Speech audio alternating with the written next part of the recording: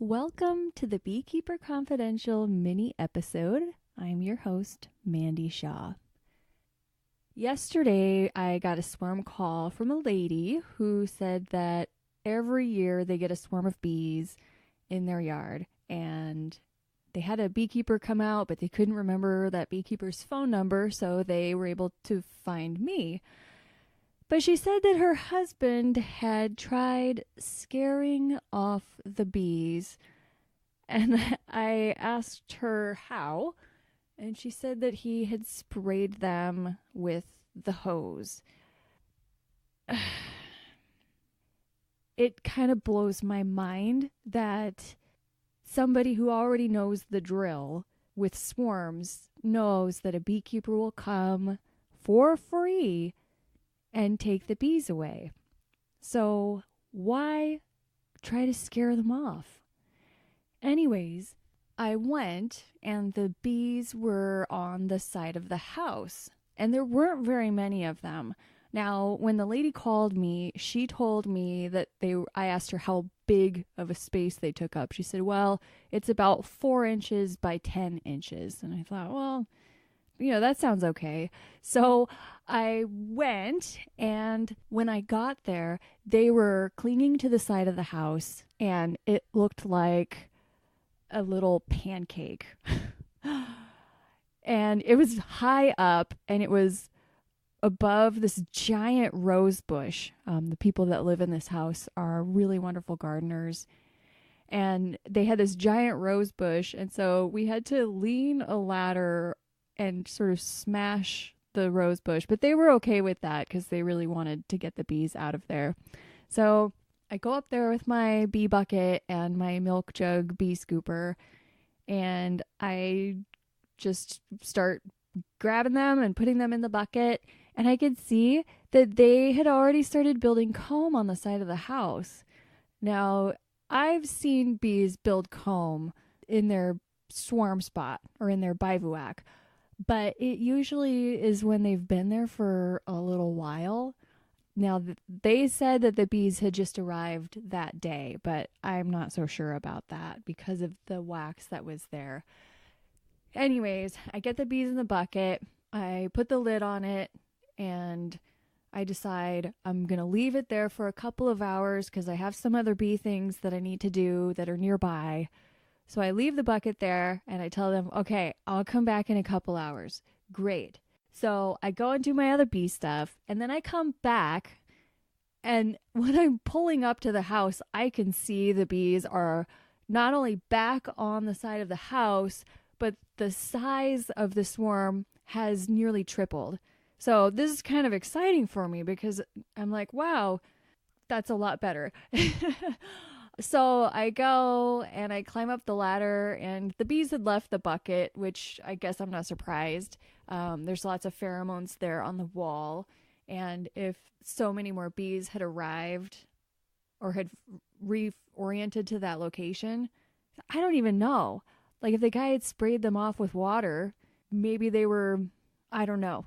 Anyways, so I go back up and I start scooping them, and it's really a good amount of bees. I would say probably a gallon of bees. And I decide, okay, I'm going to take these bees home with me, and then in the morning I'll come back and get whoever is left. Because at this point, I'm pretty sure that there could be a queen in there because all of the bees in the bucket are fanning really hard, and I had bees that were up on the wall that were walking down into the bucket. So I felt like, okay, I'm in pretty good shape. I start talking with the homeowner about putting up a bait hive because if they get swarms every year, they need to have a bait hive in their yard. And so they agreed to it, and we were walking around looking for a good place to put it. And we walk under this really cute rustic arbor that has grapevines growing on it. And we're standing there talking, and I see bees flying out of the corner of my eye. And I look up, and there's a swarm hanging there up in the top of the archway of the arbor. At first, I thought it was a second swarm of bees. And I'll get back to that in just a few minutes. So I decided I would go back to my van and grab an empty hive. I had just moved a couple of empty Ware hives from one apiary that I have, and I was going to move them to either my home apiary or the one at the farm. So I went and grabbed one of those, and they got another ladder set up for me, and I got my milk jug scooper, and I started scooping the bees. And once I had about 80% of them in the box, I could see that the ones that were in their original position were starting to break up. They were starting to break up the cluster and fly around, and they were making their way down to the hive box, which was just directly below them. That's exactly how it should be. That's a pretty straightforward textbook swarm catch. So I make plans with the homeowner that I'll be back in the morning to get the bees in the hive box and to collect any more that are on the side of the wall. So I grab the bucket of bees and put them in the car. I put them in the seat next to me because I had had a full day of bee activities and the back of my van was totally trashed and there was just no room for them. So bees are riding shotgun and we've got like a 20-minute drive ahead of us.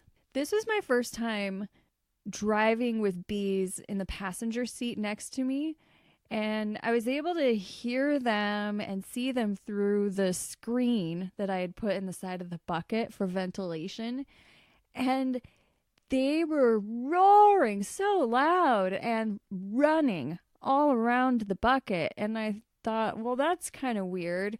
But again, this is my first time riding with bees shotgun like this, so maybe they do it every time or not. I don't know.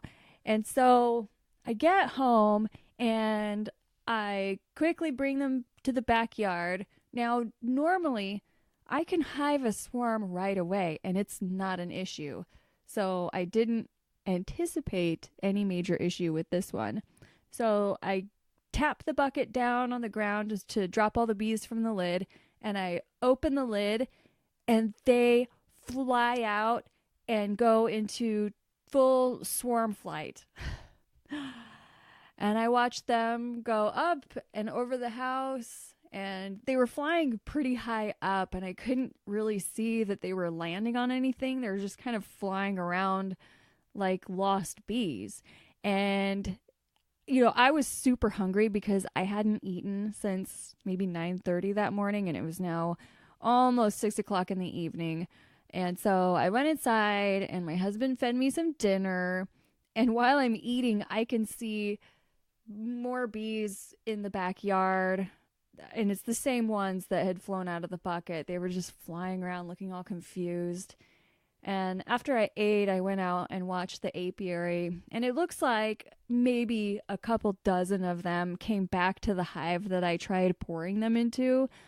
But the rest, I have no idea. I've looked in my trees, but it's hard to see with those because they're cedar trees and it's hard to, those swarms, they can camouflage pretty easily in pine needles, especially if they decided to go high up.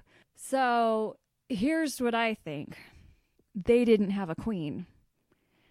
They wouldn't have acted like that if they had had a queen.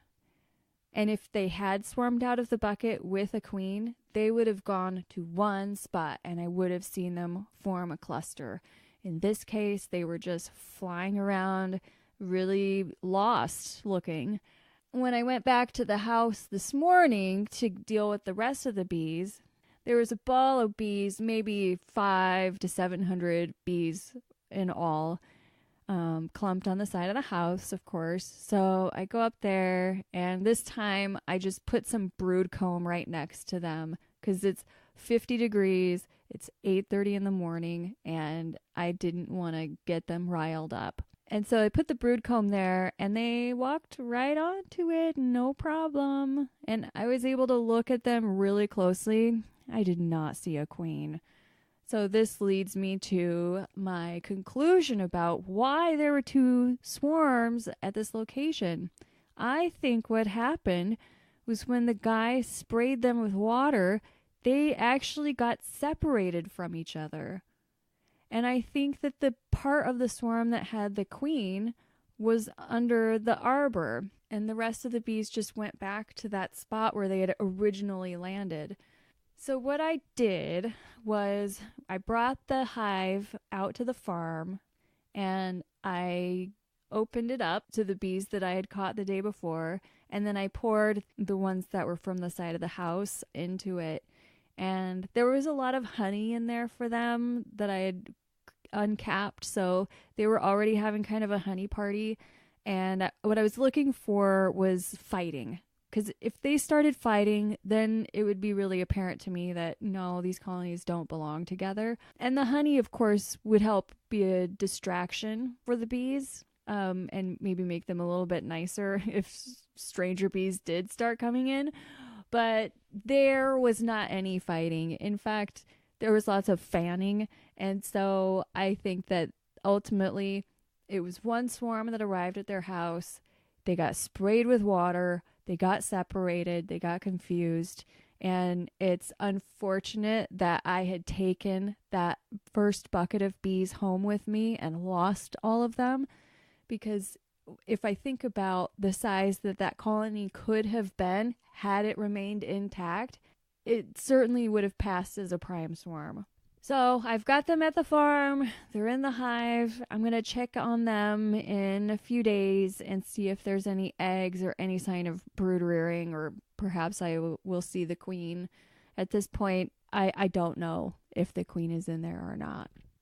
So the other day, I got a phone call and my bees had butt dialed me.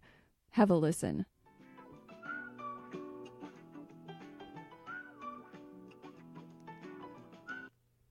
Hello?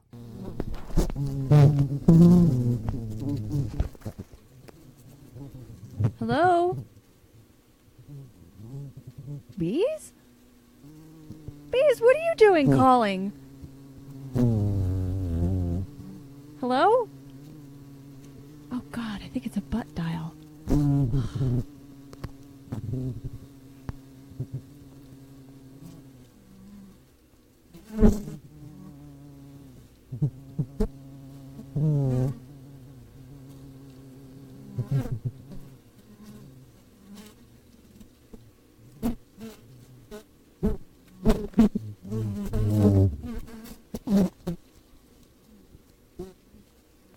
Okay, I'm hanging up now. Bye. Anyways, happy beekeeping, and until next time, may the buzz be with you.